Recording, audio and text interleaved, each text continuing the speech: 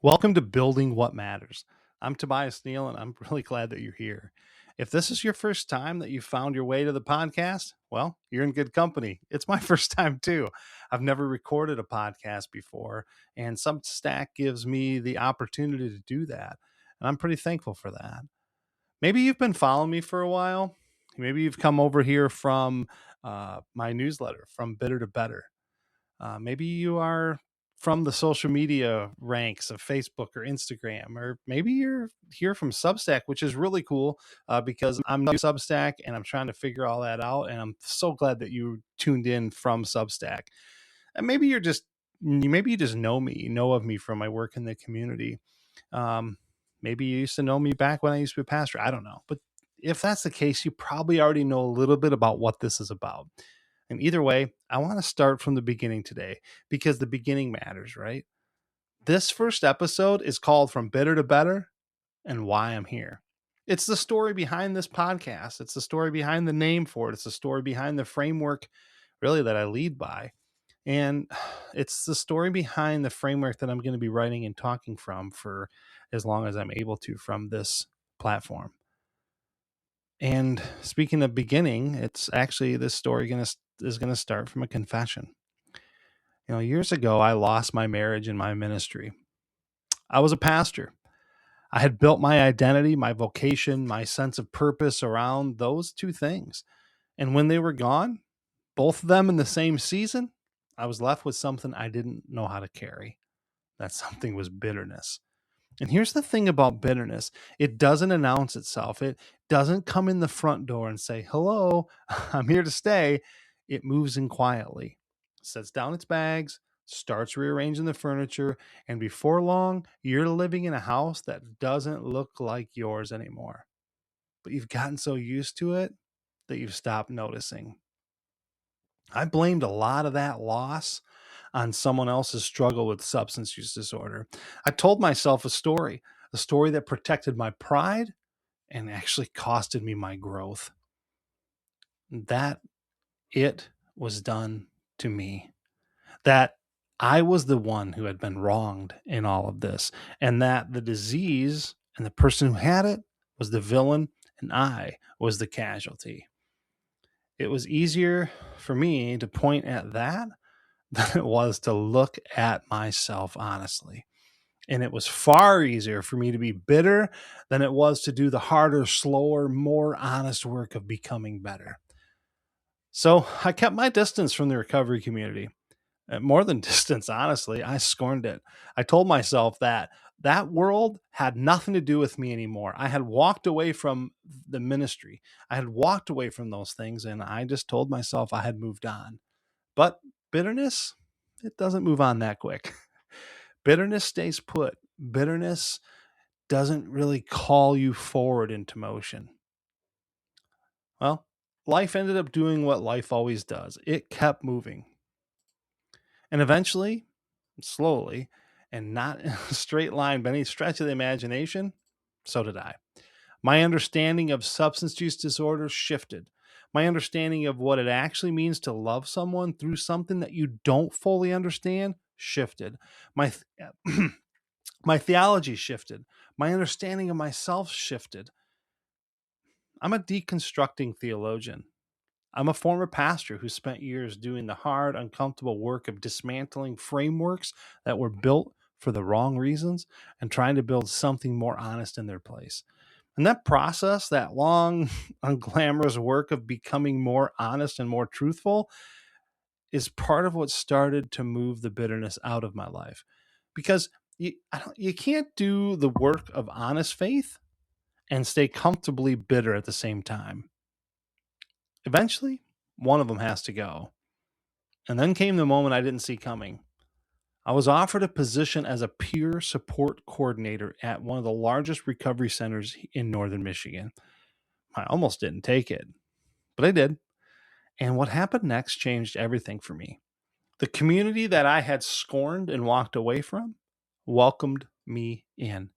And they didn't hold my story or my bitterness that I once had against me.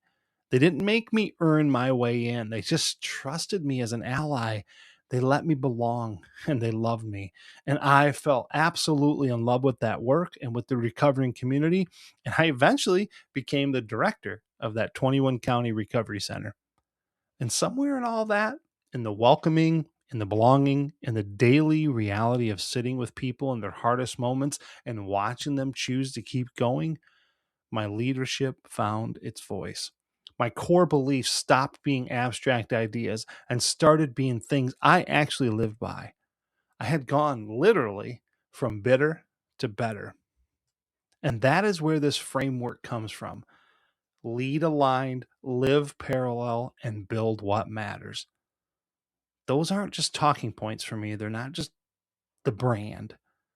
They're not three things that I came up with to sound interesting. They are an operating system that I use every day, forged in the work that I do, forged in the work that I've done, in my leadership failures and successes, in my theology, and in my deconstruction of my faith, and in the slow and uneven work of becoming more honest about who I am and what I'm building with my life. Let me tell you about what each one means to me. Lead aligned.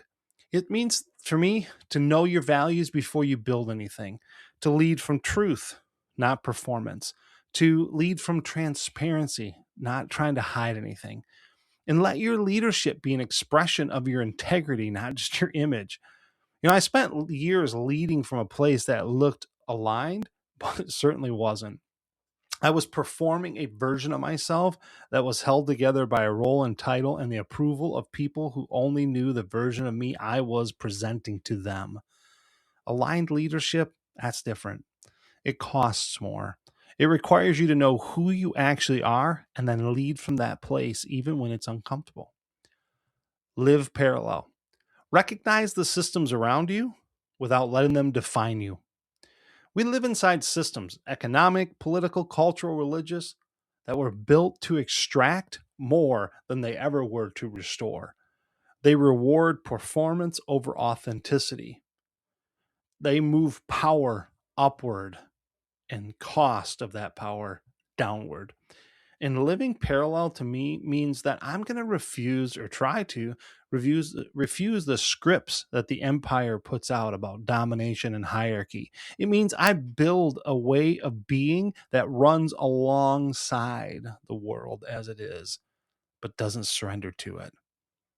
I am in the world, but not of the world.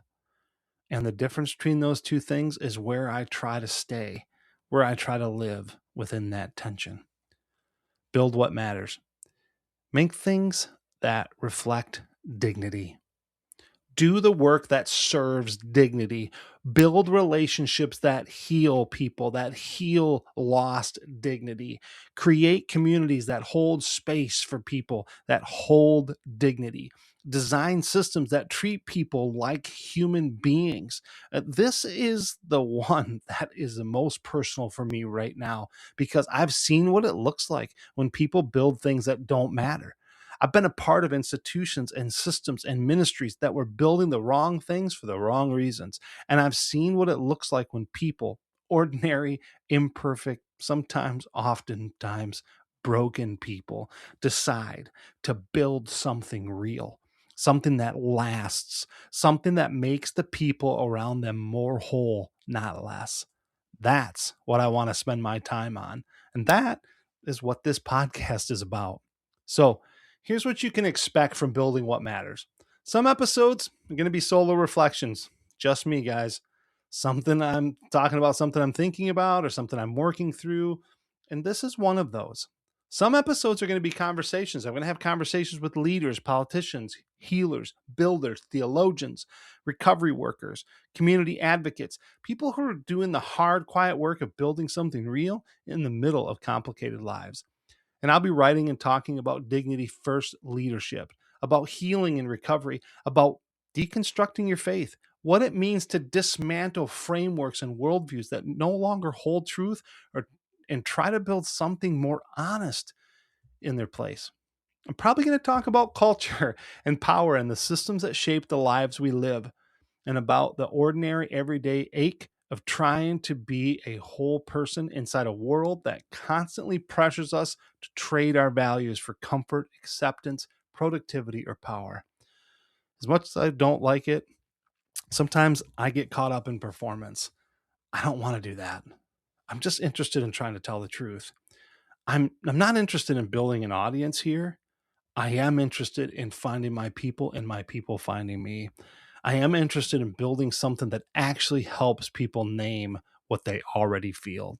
So if you're tired of hollow leadership, this space is probably for you. If you're tired of systems that ask too much and give too little, this space is for you. If you're wrestling with your faith, deconstructing frameworks that no longer hold, and trying to find a way to believe that can carry the weight of your actual life, this space is for you. If you're trying to heal, trying to lead better, trying to build something real, you're in the right place. I think you get the idea. So here's what I want to leave you with in this first episode. The bitter is not the end of the story. I know what it is to be hardened, to carry a wound and call it a worldview, to keep your distance from the very people and places that might have you healed because getting close felt too dangerous for you. And I know what it is to have to start to change, not all at once, not in a moment, but slowly, through honesty, through community, through the willingness to be wrong about something that you were so very true of, so very sure of once. The bitter's behind me, the better is what I'm standing on now. And building what matters is what I'm building from here. And I'm glad you're here with me. If this episode meant something to you, share it with someone who needs it. Subscribe to the newsletter at my Substack. The link will be in the show notes. And come back next week. We're just getting started. Lead aligned, live parallel, build what matters. And I'll talk to you soon.